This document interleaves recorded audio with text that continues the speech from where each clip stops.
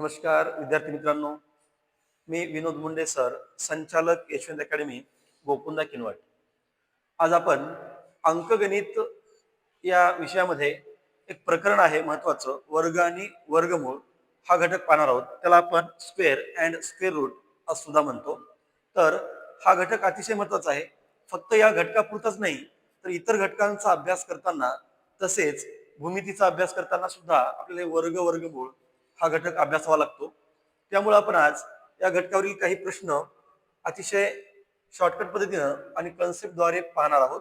जसं पहा, आता बेटा या ठिकाणी आपल्याला काय विचारलं, तर प्रश्न असा आहे की वर्गमुळामध्ये 121/x बरोबर 100. तर आपल्याला विचारलं x ची किंमत किती. ठीक आहे. तर पहा, आता या ठिकाणी आपल्याला काय करावं लागेल, दोन्ही बाजूंचा वर्ग करावा लागेल. ठीक आहे. दोन्ही बाजूंचा वर्ग करा, किंवा मग आपल्याला असंही करता येईल, 121 चं वर्गमूळ काढा आणि बेटा या x ला काय करा, जसंच्या तसं वर्गमूळामध्ये ठेवा. पहा, 121 चं वर्गमूळ किती येणार, 11. छेदामध्ये काय असेल, वर्गमुळामध्ये x, आणि इकडे किती आहे बेटा, 100. ठीक आहे. त्यानंतर काय होईल पहा, आता या दोघांचा गुणाकार होईल ना. या दोघांचा गुणाकार काय होणार, तर 100 वर्गमुळामध्ये किती होणार, x, आणि इकडे बरोबर किती आहे बेटा, 11. त्यानंतर आता काय करा, या 100 ला उजवीकडे पाठवा. वर्गमुळामध्ये x बरोबर 11 छेद किती होणार रे, 11 छेद होणार 100. त्यानंतर पुढच्या स्टेपमध्ये काय होईल, वर्गमुळामध्ये x बरोबर, वर्गमुळात x बरोबर 11 ला जर बेटा आपण 100 न भागलं तर काय येणार सांगा बरं. दशांश स्थळ उजवीकडून डावीकडे 2 घर सरकणार, म्हणजे 0. किती येणार, 1 आहे ना, 0.11. आता आपल्याला x ला वर्गमुळातून बाहेर काढायचं आहे. तर आता आपण बेटा काय करू, दोन्ही बाजूंचा वर्ग करू. वर्गमुळामध्ये x चा वर्ग करा आणि इकडं काय करा, तर 0.11 चा पण काय करा बेटा, वर्ग करा. चला, ठीक आहे. त्यानंतर काय होणार, वर्ग वर्गमूळ कॅन्सल होतात है ना. आपल्याला माहित आहे वर्ग वर्गमूळ काय होणार, कॅन्सल. म्हणजे या ठिकाणी काय उरणार, x, आणि इकडं 0.11 चा वर्ग म्हणजे 11 चा वर्ग करा अगोदर, 121, आणि दशांश पूर्णांकाचा वर्ग करताना दशांश स्थळांची संख्या बेटा डबल होते, दुप्पट. इथं जर 2 दशांश स्थळ असतील तर इथे किती होणार, 4, 1 2 3 आणि हे 4. म्हणजे आपलं उत्तर किती यायला पाहिजे, x बरोबर 0.0121. पहा बरं पर्यायामध्ये, पर्याय क्रमांक जर पाहिलं बेटा, आपल्याला पर्याय क्रमांक किती दिसतो बघा, 3, 0.0121. पर्याय क्रमांक किती आहे, 3. चला पुढचं घ्या. आता उदाहरण नंबर 2 पाहू आपण. उदाहरण नंबर 2 पहा, या ठिकाणी आता उदाहरण नंबर 2 काय सांगते पहा, वर्गमुळामध्ये 1 अधिक 3 अधिक 5 अधिक 7 अधिक 9 बरोबर किती. तर बेटा आपण जर एक बारकाईनं पाहिलं तर आपल्याला वर्गमुळामध्ये काय दिसते बरं, वर्गमुळामध्ये आपल्याला दिसत आहे क्रमवार विषम संख्यांची बेरीज. ठीक आहे. 1 पासून ते 9 पर्यंत बघा, 1 च्या नंतर 3, 3 नंतर 5, 5 नंतर 7, 7 नंतर 9, म्हणजे या क्रमवार विषम संख्या आहेत. आणि या विषम संख्यांच्या बेरजेचं आपल्याला वर्गमूळ विचारलं. ठीक आहे. आपण काय करू, या ठिकाणी पहिली पद्धत वापरू. कसं बघा, वर्गमुळामध्ये काय करा, या सगळ्यांची बेरीज करून घ्या.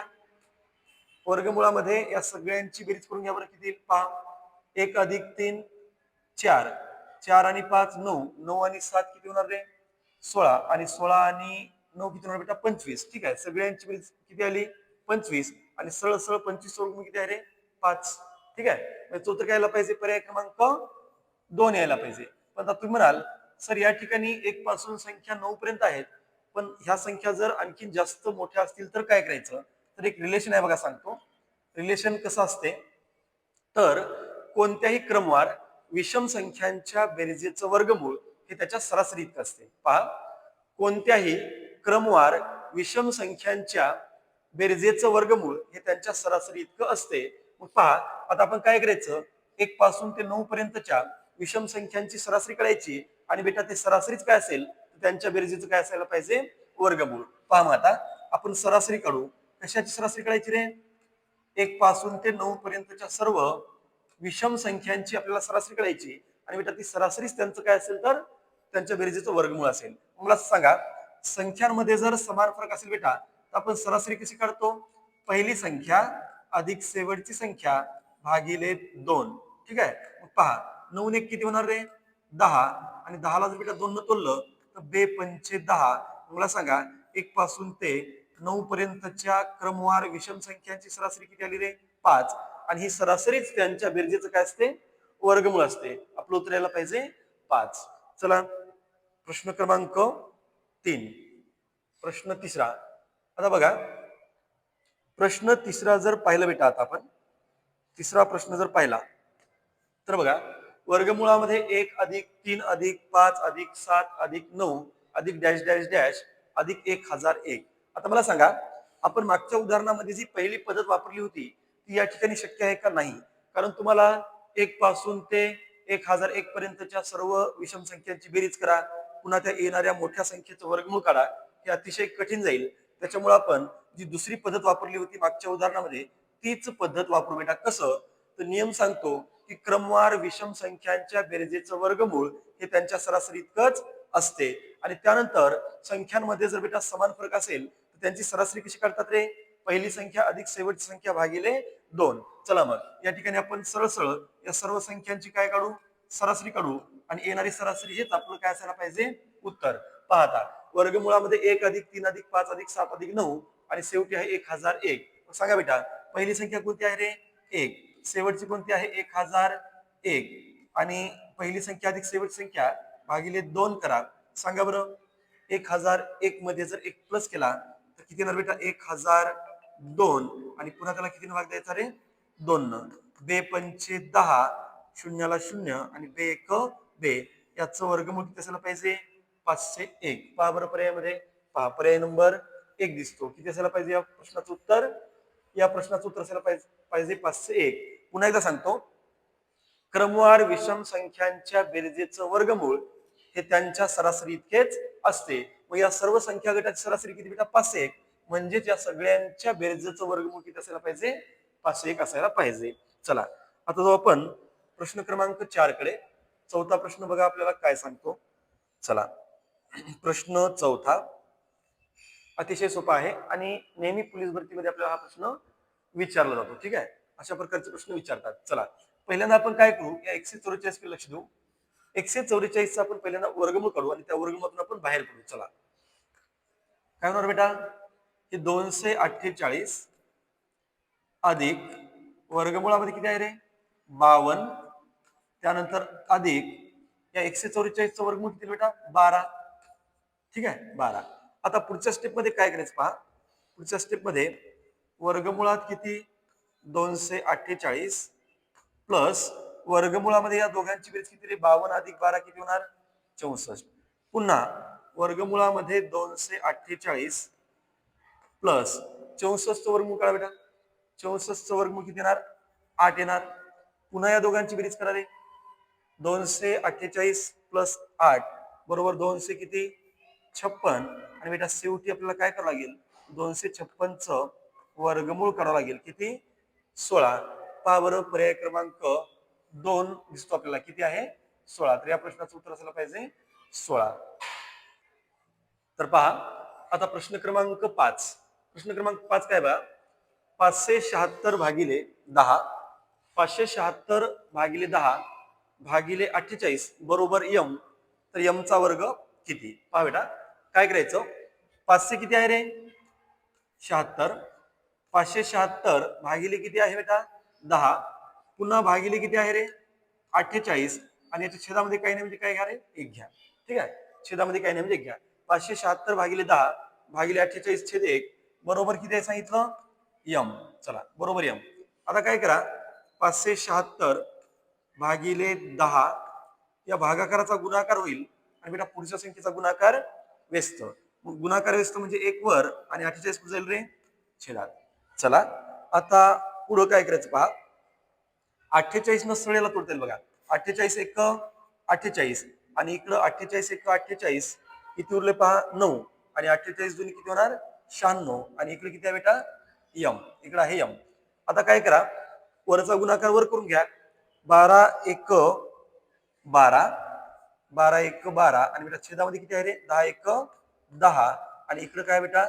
यम. चला आता यम ची किंमत आपल्याला या ठिकाणी मिळणार आहे. यम बरोबर किती?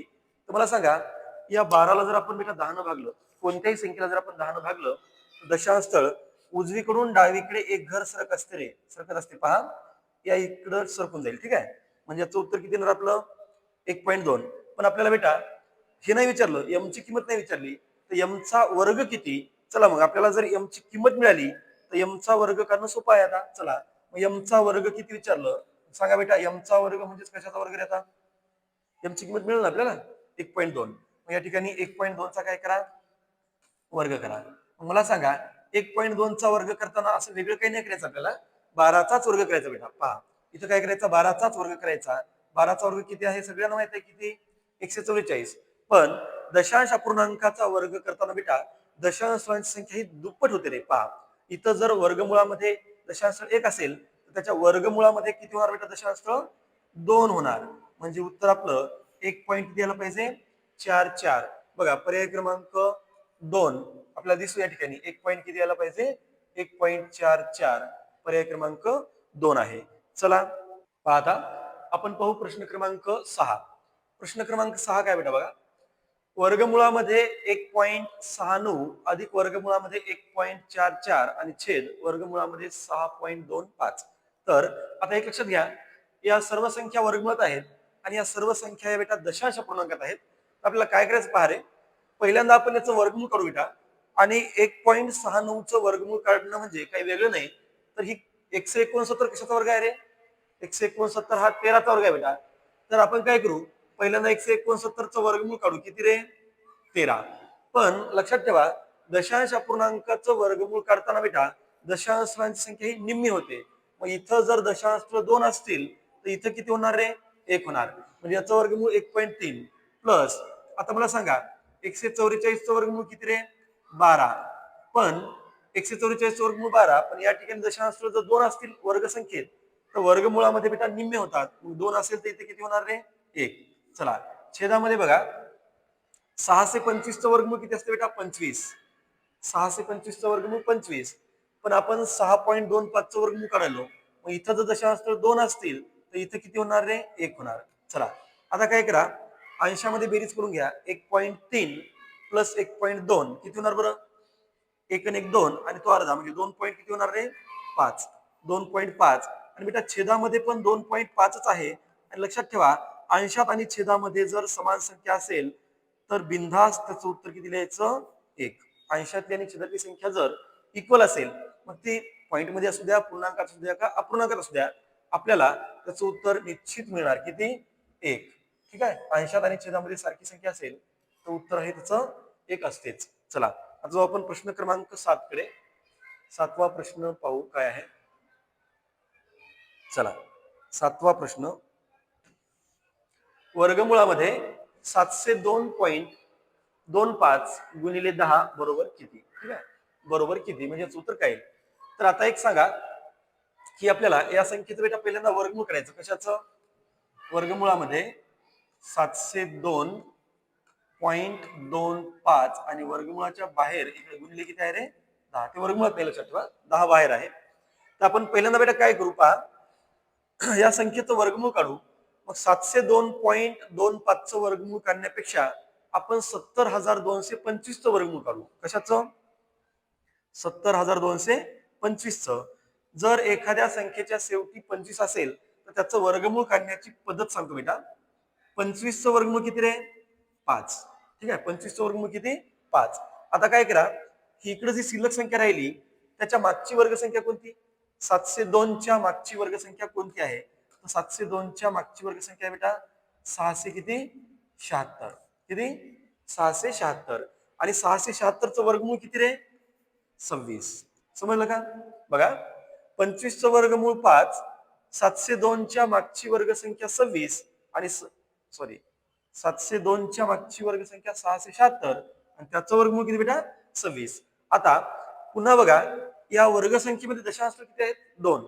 मग या वर्गसंख्येमध्ये दशांश जर 2 असतील तर वर्गमुळामध्ये दशांश बेटा 1च असणार.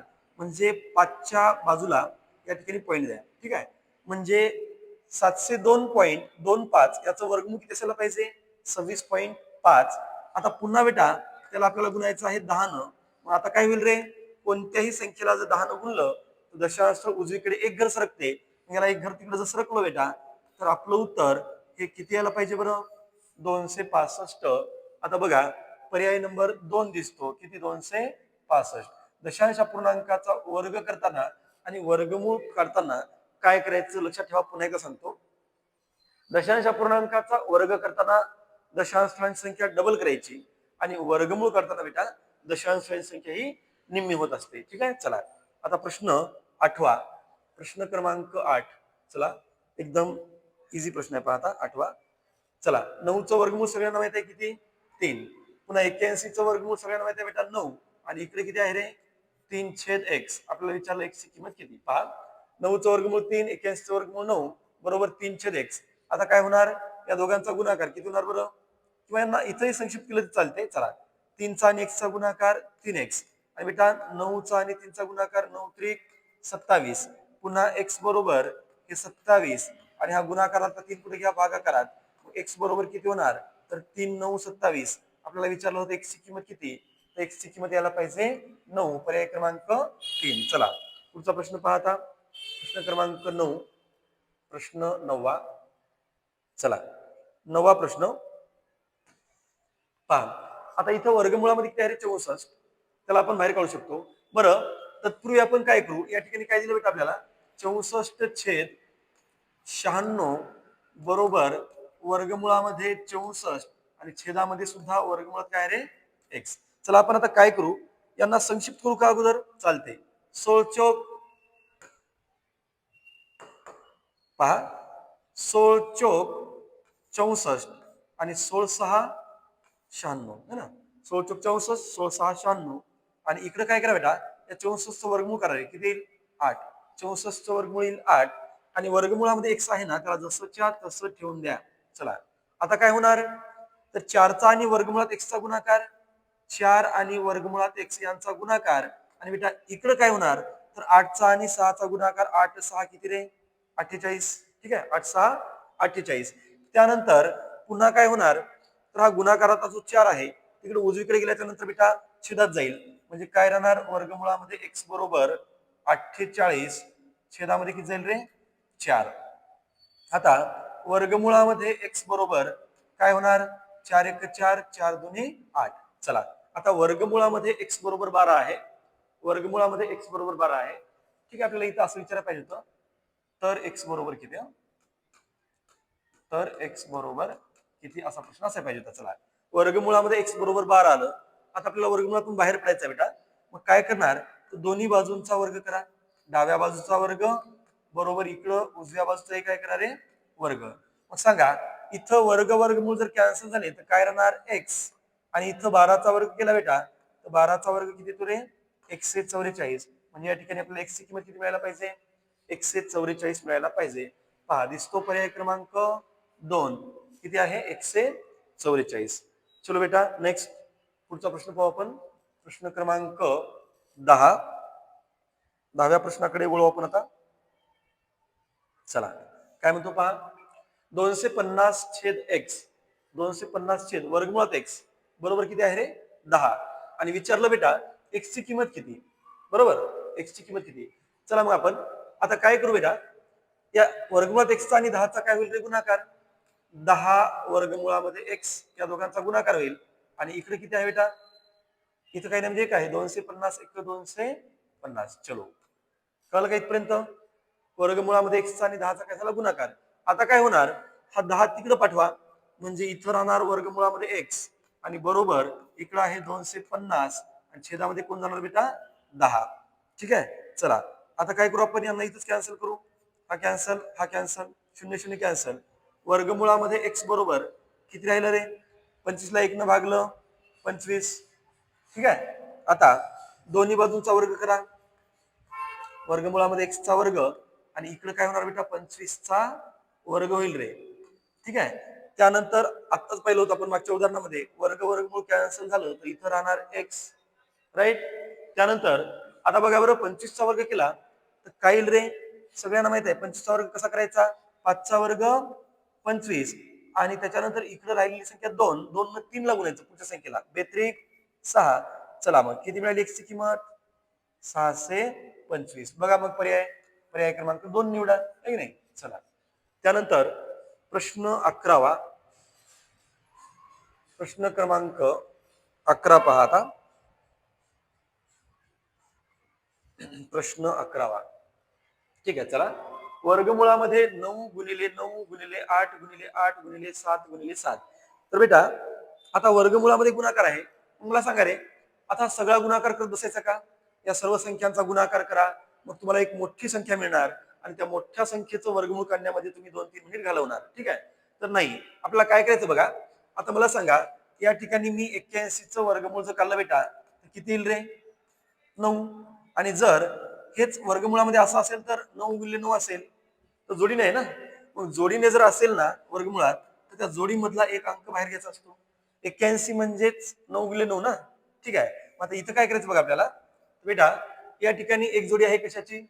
9 गुणिले 9 ची. दुसरी जोडी आहे बेटा 8 गुणिले 8 ची. आणि तिसरी जोडी आहे रे 7 गुणिले 7 ची. यांचा गुणाकार करून वर्गमूळ काढायचं नाही. डायरेक्ट या जोडीमधला 9 घ्या गुणिले या जोडीमधला किती घेणार रे? 8. आणि या जोडीमधला किती घेणार रे? 7. चला आता गुणाकार सगळ्यांना जमतो. 9 8 किती होणार बेटा? 72. आणि पुन्हा 72 ला आपण 7 ने गुणू. 7 दोन्ही 14 ला 4 हातचे 1. 7 7 49 आणि 1 50. म्हणजे किती मिळालं बेटा? 504. याचं वर्गमूळ 504 यायला पाहिजे. पर्याय क्रमांक 4. राईट. चला पुढचा प्रश्न, प्रश्न क्रमांक 12. प्रश्न क्रमांक 12. 4196 मधून पहा प्रश्न काय म्हणतो. 4196 मधून कोणती संख्या वजा केल्यास पूर्ण वर्ग संख्या मिळेल? पहा बेटा, आता आपल्याला एक संख्या दिली 4196. ही संख्या वर्ग संख्या नाही, पण याच्यामधून जर आपण खालील पर्यायापैकी एक संख्या जर मायनस केली, वजा केली, तर आपल्याला पूर्ण वर्ग संख्या मिळणार आहे. तर पहा, तुम्हाला आता सांगतो या ठिकाणी काय करायचं बेटा. तर या ठिकाणी दिलेली संख्या लिहा 4196. काय लिहायचं? 4196. आता मला सांगा, भागाकार पद्धतीनं वर्गमूळ काढताना आपण काय करतो रे? उजवीकडून 2-2चे गट पाडतो. ठीक आहे. या ठिकाणी हा गट पडेल 96चा आणि हा गट पडेल बेटा 41चा. ठीक आहे. तर बघा आता याचं उत्तर कसं काढायचं. आता मला सांगा, 41च्या मागची वर्गसंख्या कोणती? 41च्या मागची वर्गसंख्या 36. आणि बेटा 36चं वर्गमूळ किती रे? 6. 41च्या मागची वर्गसंख्या 36, त्याचा वर्गमूळ 6. 6 इथं लिहा, 6 इथं लिहा, 6 इथं पण लिहा. ठीक आहे. चला आता काय करायचं, या दोघांची बेरीज बेटा खाली लिहायची. 6 आणि 6 किती रे? 12. आणि या दोघांचा जो गुणाकार आहे 6 6 36 इथे लिहायचा. समजलं का? 6 अधिक 6 12 आणि 6 गुणिले 6 किती? 36. आता बेटा 41 मधून 36 गेले, किती उरले रे? 5. किती उरले? 5. मग आता काय करायचं, जो दुसरा गट आहे तो दुसरा गट बेटा इथे खाली घ्यायचा. कोणता? 96. ठीक आहे. दुसरा गट खाली घेतला. आता त्यानंतर एक लक्षात ठेवा, आपल्याला इथेही तीच संख्या ठेवायची आहे, इथेही तीच संख्या ठेवायची आहे आणि इथेही तीच संख्या ठेवायची आहे. आणि त्याच्यानंतर या दोन ठिकाणी समान संख्या ठेवल्याच्या नंतर बेटा आपला गुणाकार हा 596च्या पुढे नाही गेला पाहिजे, तो जवळ गेला पाहिजे. मला सांगा, मी इथं जर 5 ठेवले आणि इथं जर 5 ठेवले तर 125 5 625 होईल, पुढे जाईल. ठीक आहे. मग आपण इथं काय ठेवू शकतो रे? 4. इथेही 4 ठेवा, इथेही 4 ठेवा आणि इथेही काय ठेवा बेटा? 4 ठेवा. आता या दोघांची बेरीज करा. 1 किती? 28. आणि बेटा पुन्हा या दोघांचा गुणाकार करा. 4 चोक 16 ला 6 हातचे 1 है ना. 4 दुनी 8, 8 आणि 1 9 आणि 4 1 4. किती आलं रे? 496. आता 596 मधून 496 बेटा मायनस करा. किती यायला पाहिजे? 100. ठीक आहे. खाली उरलं 100. आता घेण्यासाठी आपल्याकडे गट आहे का बेटा? नाही. मग शिल्लक राहिलेली संख्या हेच आपलं उत्तर असायला पाहिजे. 4196 मधून कोणती संख्या वजा केल्यास पूर्ण वर्ग संख्या मिळेल? तर त्याचं उत्तर आहे बेटा 100. किती? 100. पहा मग आता तुम्ही या त्याच्यामधून 4196 मधून जर तुम्ही 100 वजा केलं तर तुम्हाला काय मिळणार? 4196 मधून 100 वजा केलं तर आपल्याला 4096 मिळणार. आणि त्या 4096 वर्गमूळ किती असणार? तर 64 असणार. ठीक आहे. चला पुढचा प्रश्न, प्रश्न क्रमांक 13. पुन्हा बघा त्याच टाईपचा प्रश्न आहे, चांगला प्रश्न आहे, तोच प्रकार आहे. 6730 मधून कोणती संख्या वजा करावी म्हणजे येणारी संख्या ही पूर्णवर्ग संख्या मिळेल. पहा संख्या कोणती दिलेली आहे सांगा बरं बेटा. संख्या दिलेली आहे 6730 आणि याच्यामधून खालीलपैकी कोणती संख्या वजा करावी म्हणजे पूर्णवर्ग संख्या मिळेल असं आपल्याला विचारलं. सेम मागच्या प्रश्नासारखाच प्रश्न आहे, फक्त बेटा संख्या बदलली. चला कोणती संख्या दिली रे 6730. चलो आता काय करा बेटा, दोन दोनचे गट पाडा, इकडून उजवीकडून 30 आणि हा काय 67. ठीक आहे, सांगा बरं आता काय करायचं. चला आता काय करा, 67च्या मागची वर्गसंख्या आहे 64 आणि 64चं वर्गमूळ आहे 8. इथे 8 घ्या, इथे 8 घ्या आणि इथे बेटा 8 घ्या. चला मागच्या सारखंच दोघांची बेरीज 8 आणि 8 किती होणार रे 16. मागच्या सारखंच दोघांचा गुणाकार 8 8 64. ओके चलो आता 67 मधून बेटा 64 मायनस करा रे, इथं 3 आणि इथं 0 म्हणजे 3च. ठीक आहे चला आता काय करायचं असते, समोरचा गट खाली घ्या, कोणता 30 घेतलं. आता मला सांगा बेटा, आपल्याला इथं अशी संख्या ठेवायची आहे, इथंही तीच संख्या, इथे तीच संख्या, त्यांचा गुणाकार बेटा 330च्या पुढे नाही गेला पाहिजे, तो 330च्या जवळ गेला पाहिजे.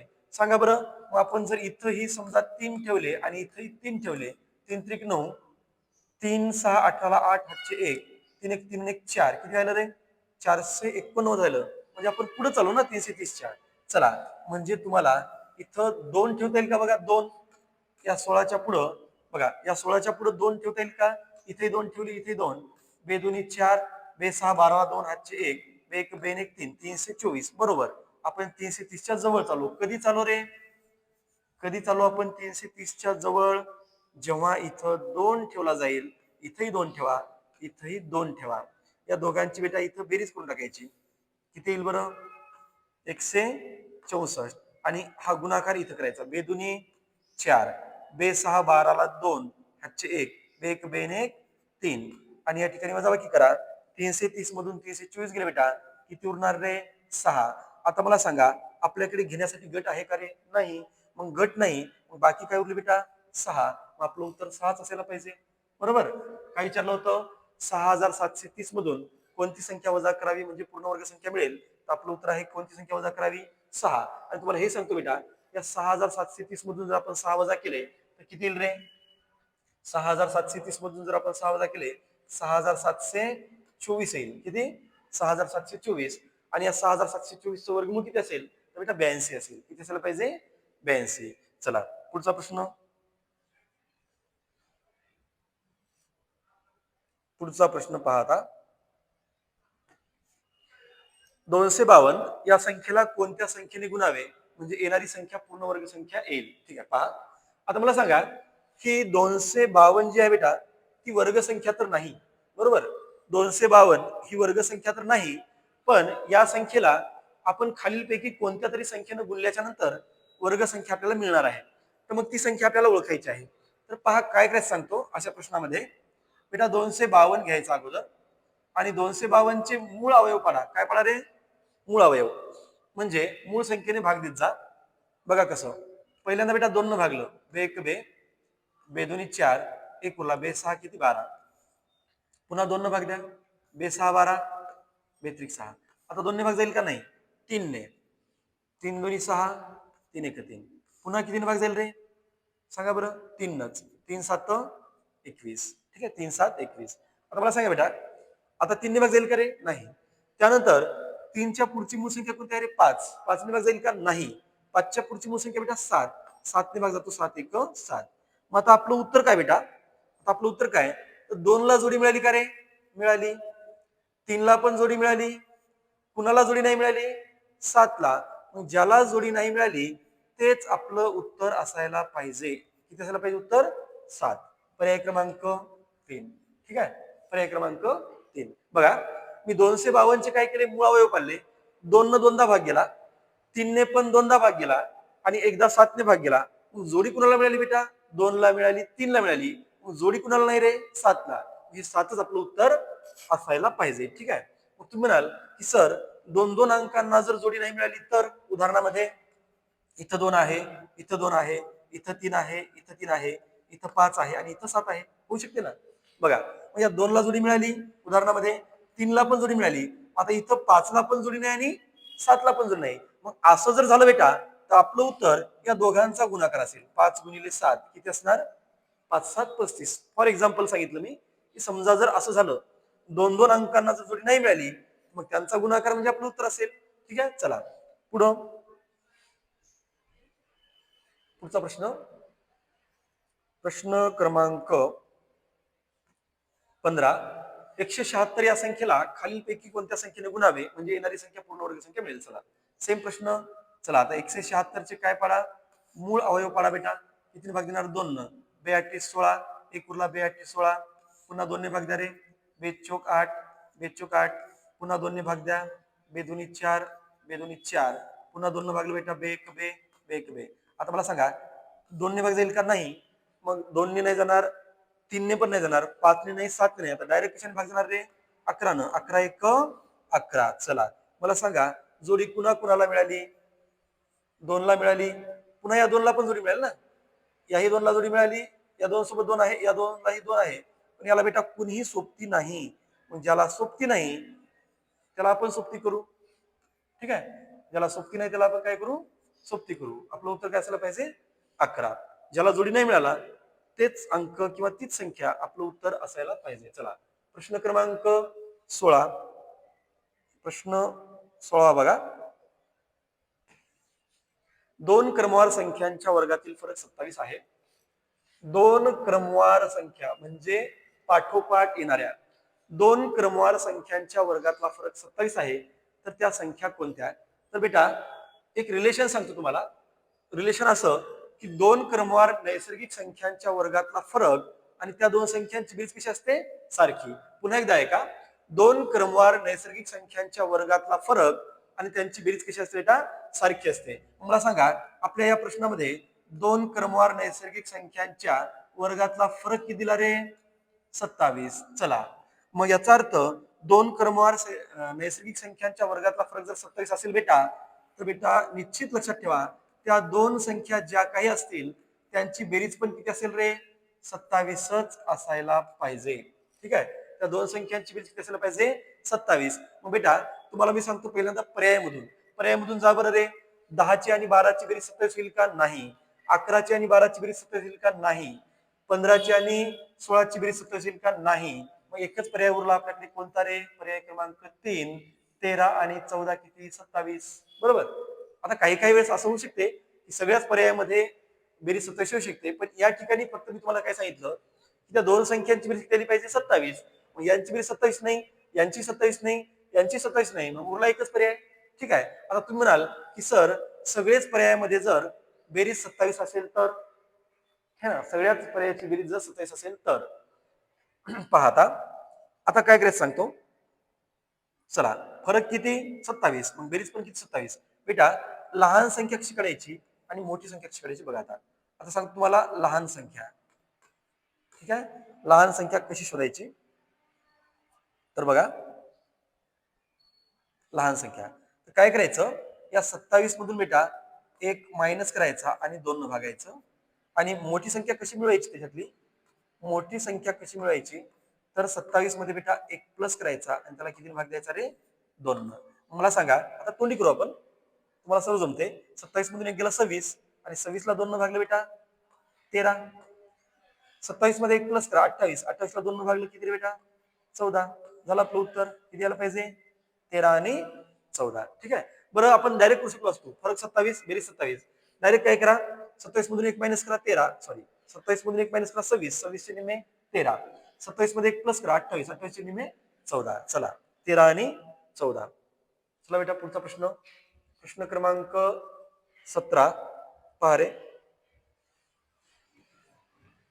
एका संख्येच्या सहापटीच्या वर्गमुळात 4 मिळवल्यास उत्तर 16 येते, तर ती संख्या कोणती? चला आपण ती संख्या आता काय म्हणू बेटा? ती संख्या आपण या ठिकाणी x म्हणू. पहा x, ती संख्या x मानली. मग एका संख्येच्या सहापटीच्या वर्गमुळात. ठीक आहे, मग ती संख्या आपण x मानली, त्याची काय? सहापट किंवा 6x त्याच्या वर्गमुळात, है ना. एका संख्येच्या सहापटीच्या वर्गमुळात किती मिळवले म्हणते रे बेटा? 4 मिळवले, तर उत्तर किती मिळते रे? 16. तर ती संख्या आपल्याला शोधायची आहे. आता हे सॉल्व्ह करून घ्या. काय होणार बेटा, 4 ला तिकडे पाठवा. वर्गमुळामध्ये 6x बरोबर 16 - 4. वर्गमुळामध्ये 6x बरोबर 16 मधून 4 गेले 12. चला आता वर्गमुळातून आपल्याला बाहेर पडायचं आहे.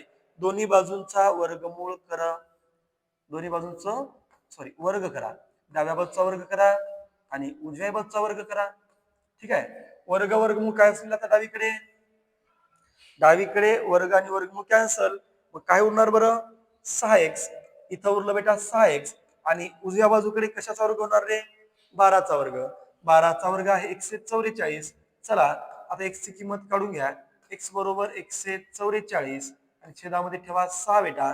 x बरोबर साइन दोन्ही 12, 2 उरले, साइन चौक 24.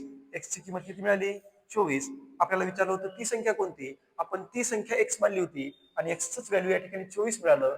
म्हणजे आपलं उत्तर पर्याय क्रमांक 4 बरोबर आहे की नाही. चला प्रश्न क्रमांक 18 पाहू आपण आता. प्रश्न क्रमांक 18, प्रश्न 18वा. आणि बेटा आज आपण वर्ग आणि वर्गमूळामध्ये फक्त बेसिक क्वेश्चन पाहिलो.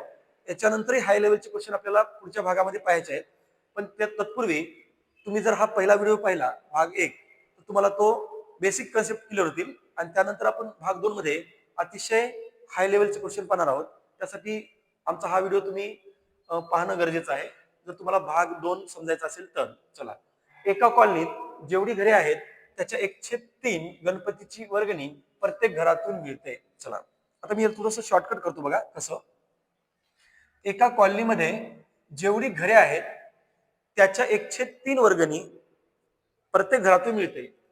एकूण वर्गणी जर 24,300 रुपये जमली असेल तर त्या कॉलनीमध्ये एकूण घरे किती. चला बेटा आता मला सांगा, एकूण घरांच्या संख्येच्या 1/3 वर्गणी मिळते. तर मी काय करतो, गुणोत्तरामध्ये घरांची संख्या किती मानतो रे, गुणोत्तरामध्ये घरांचं गुणोत्तर 3 मानतो आणि प्रत्येक घरातून मिळालेली वर्गणी किती मानतो बेटा, 1 मानतो. ठीक आहे, कारण जेवढी घरे आहेत त्याच्या 1/3 वर्गणी प्रत्येक घरातून मिळते. चला मी आता या ठिकाणी घरे किती मानतो, त्या कॉलनीमध्ये बेटा घरे मानतो मी 3x. लक्षात ठेवा घरांचं गुणोत्तर 3 आणि त्यानंतर प्रत्येक घरातून मिळालेली वर्गणी, किंवा मी डायरेक्ट लिहितो आता वर्गणी प्रत्येक घरातून मिळालेली, असं लिहू, प्रत्येक घरातून मिळालेली वर्गणी किती मानणार आहे बेटा, 1x. ठीक आहे, त्या कॉलनीमध्ये घरे आहेत 3x, प्रत्येक घरातून मिळालेली वर्गणी आहे 1x. आता एकूण वर्गणी किती जमा झाली, 24,300. मग पहा घरे किती, 3x गुणिले प्रत्येक घरातून किती वर्गणी आली रे, 1x. आणि किती वर्गणी जमा झाली रे, 24,300.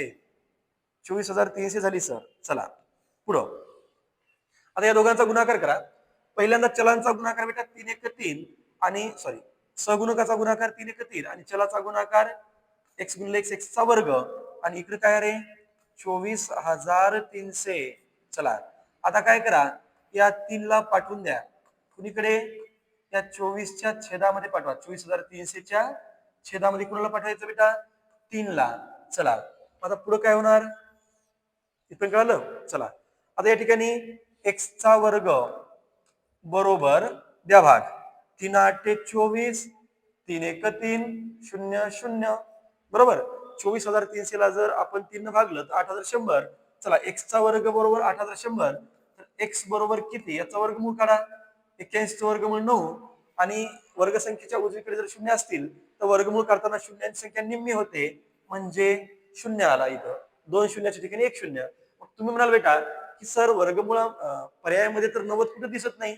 पण लक्षात ठेवा, तुम्हाला असं विचारलं का रे की प्रत्येक घरातून वर्गणी किती आली, प्रत्येक घरातून वर्गणी किती आली असती तर x ची किंमत 90, 90 गुणिले 1 90 1 90.